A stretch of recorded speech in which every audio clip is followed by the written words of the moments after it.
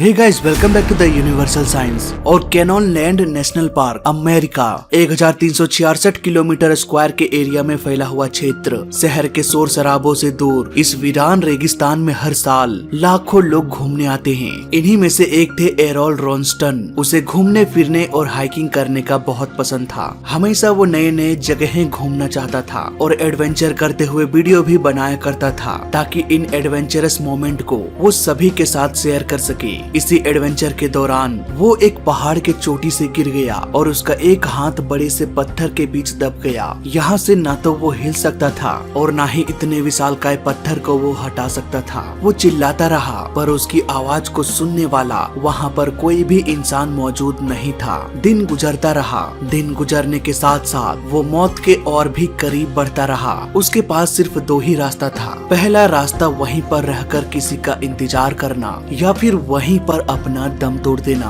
या फिर दूसरा रास्ता ये कि बेइंतहा दर्द को झेलते हुए अपने ही हाथ को काट कर अलग कर देना। आखिर वो इस खतरनाक चट्टान के बीचों बीच कैसे फंस गया, कैसे वो कई दिनों तक खुद को जिंदा रख मौत को भी चकमा देकर वहाँ से बाहर निकल गया। जानेंगे पूरी कहानी आज के इस वीडियो में। एरोन रॉल्स्टन एक आम अमेरिकन लड़का जो पेशे से तो मैकेनिकल इंजीनियर था, लेकिन वो जिंदगी में कुछ और भी करना चाहता था। उसका सपना था कि वो विशाल काय माउंटेन को देखे, उन माउंटेन के ऊपर चढ़ाई करके कुदरत के द्वारा बनाए गए नजारों का आनंद उठाए। इसलिए वो लगातार 5 साल एक कंपनी में जॉब करने के बाद उसने अपने जॉब को भी छोड़ दिया। वो कुदरत के द्वारा बनाए खूबसूरत नजारों में खो जाना चाहते थे, इसलिए अब वो अपना पूरा ध्यान हाइकिंग पर लगाने लगे। इस हाइकिंग के सफर में एरोन का पहला सपना था कि वो नॉर्थ अमेरिकन माउंटेन की सबसे ऊंची चोटी डेनाली पर चढ़ाई करे। लेकिन ये सफर इतना भी आसान नहीं था, क्योंकि ना तो एरोन के पास पहाड़ पर चढ़ने का एक्सपीरियंस था और ना ही उन्हें ऐसी कोई टेक्निक मालूम थी।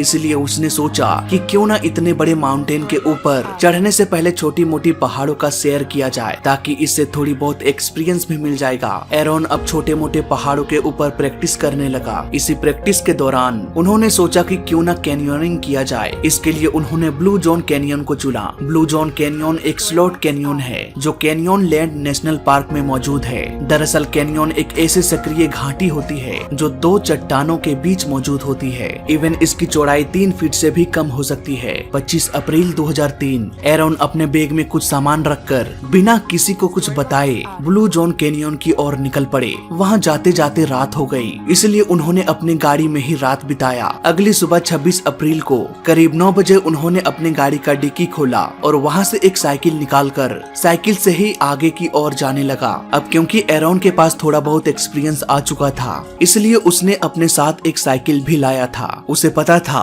कि हर एक रास्तों में कार को नहीं चलाया जा सकता। करीब 15 माइल साइकिल चलाने के बाद रास्ते इतने खराब होते चले गए कि साइकिल भी चलाना मुश्किल होता गया। उसने अपनी साइकिल को लॉक करके वहीं पर रख दिया और आगे का सफर पैदल ही तय करने लगा। कुछ घंटे चलने के बाद वो उसी कैनियन के पास पहुंच गया। उसने आसपास जायजा लिया। जायजा लेने के कुछ देर बाद वो कैनियन के नीचे उतरने लगे। अब क्योंकि ये कैनियन दो चट्टानों के बीच एक पतला रास्ता होता है, इसकी चौड़ाई भी बहुत कम होती है, इसलिए एरोन अपने हाथों और पैरों की मदद से आसानी से दोनों चट्टानों की दीवारों को पकड़कर नीचे उतर रहे थे।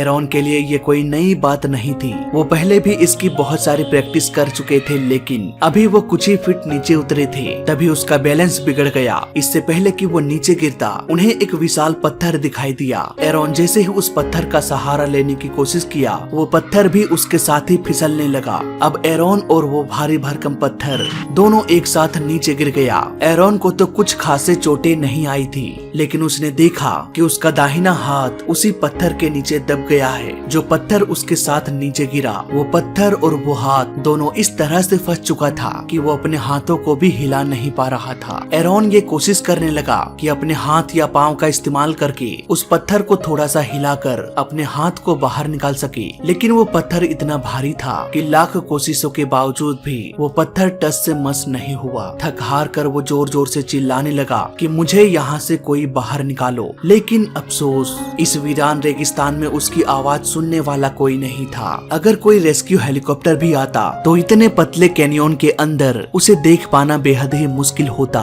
लगातार कई घंटों तक चिल्लाने के बाद उसे ये समझ में आ गया कि उसे बचाने के लिए कोई भी आने वाला नहीं है। इवन उसने अपने घर वालों को भी नहीं बताया था। अगर वो अपने घर वालों को बताते तो शायद कोई न कोई उसे खोजते हुए वहाँ तक जरूर पहुँच जाता। अब एरोन को समझ में आ चुका था कि यहाँ से अगर उसे बाहर जिंदा निकलना है तो उसे ही कुछ करना पड़ेगा। उसने अपना बैग खोला और सारा सामान बाहर निकालने लगा। इन्हीं सारे सामान के बीच एक चाकू भी रखा हुआ था। वो उस चाकू की मदद से पत्थर के साइड को तोड़ने की कोशिश करने लगा, लेकिन वो पत्थर बहुत ही ठोस था। उसके छोटे से चाकू का हर वार खाली जा रहा था। यहाँ पर सबसे बड़ी दिक्कत ये थी कि एरोन का दाहिना हाथ फंसा हुआ था और वो उल्टे हाथ से अधिक ताकत नहीं लगा पा रहे थे। इसी तरह से एक दिन बीत गया। पूरी रात वो दर्द के कारण सो न सका। हर वक्त वो कोई न कोई तरकीब सोचने की कोशिश कर रहा था कि कैसे उसका हाथ चट्टान से बाहर निकलेगा। इतना सब कुछ सोचने के बाद भी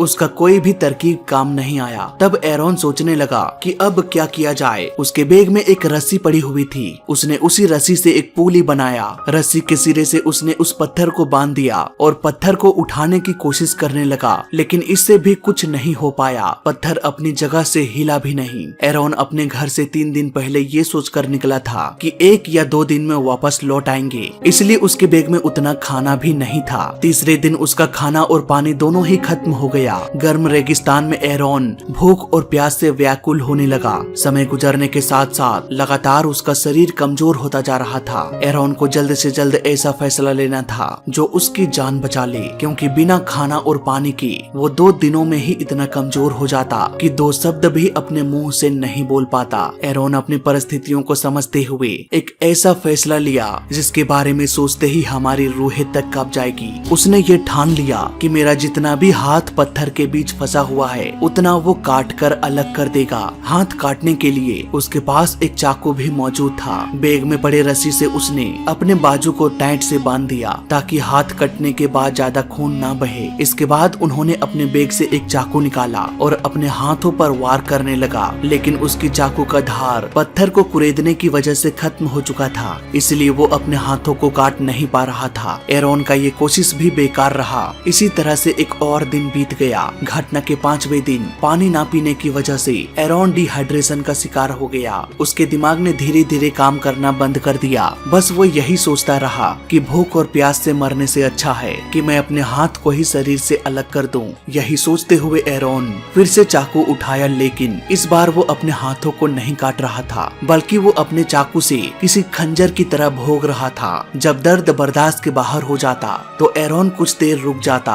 इसके बाद वो फिर से चाकू से वार करना शुरू कर देता। इतना दर्द झेलने के बाद भी वो अपने हाथ को काटने में असफल रहा, क्योंकि उसने अपने हाथ के मांस को तो काट दिया, लेकिन वो अपने हाथों के हड्डी को तोड़ नहीं पा रहा था। दर्द की एक और खौफनाक रात इसी तरह से गुजर गई। घटना के 6वां दिन एरोन अब काफी कमजोर और लाचार हो चुका था, लेकिन ऐसे हालात होने के बावजूद भी एरोन ने हार नहीं माना। उसने चाकू को पत्थर में घिसना शुरू कर दिया ताकि चाकू में इतनी धार हो जाए कि वो अपने हाथ के हड्डियों को भी काट सके। कुछ घंटे और चाकू से काटने के बाद उन्हें एहसास हो गया कि हड्डी को चाकू की मदद से काटने से 2 से 3 दिन और लग सकता है। इसलिए उसने चाकू को साइड में रखा और जिस पत्थर में उसका हाथ फंसा हुआ था वो उस पत्थर के विपरीत अपने हाथ को इधर उधर मोड़ने की कोशिश करने लगा। ऐसा करते करते आखिरकार उसके हाथ की हड्डी टूटकर अलग हो गई। इसके बाद उसने बचे खुचे मांस को भी काटना शुरू कर दिया। कुछ ही देर बाद उसका पूरा हाथ उसके बॉडी से अलग हो गया। अब उसका शरीर उस पत्थर से आजाद हो चुका था, लेकिन एरोन पिछले कुछ दिनों से बेइंतहा दर्द को झेल रहा था। इतने दर्द के बावजूद भी वो किसी तरह से वहां से बाहर निकला और वीरान रेगिस्तान में भटकते भटकते आगे की ओर बढ़ने लगा। कुछ दूर चलने के बाद वहां पर घूमने आए लोगों ने उसे देख लिया। तुरंत ही इसकी खबर पार्क के मैनेजर को बताया गया और एरोन को अस्पताल भेज दिया गया। महीनों के ट्रीटमेंट के बाद उसकी हालत सुधर गई, लेकिन एरोन ने अपना बेशकीमती हाथ खो दिया। ये घटना 2003 की थी। उस वक्त उसके पास कोई फोन भी नहीं था, इसलिए वो मदद के लिए भी किसी को पुकार नहीं सकते थे। आज भी एरोन जिंदा है और अमेरिका में एक बेहतर लाइफ जी रहे हैं। वो अक्सर कहते हैं कि मैं बिना दर्द के मौत को गले लगा सकता था, पर ये जीने की चाहत ही थी जिसने बेइंतहा दर्द को भी झेलने की हिम्मत दिया। इसी हिम्मत के बदौलत आज मैं जिंदा हूँ। तो ये थी कहानी एरोन की। मैं मिलता हूँ आपसे अगले एपिसोड में। जय हिंद, वंदे मातरम।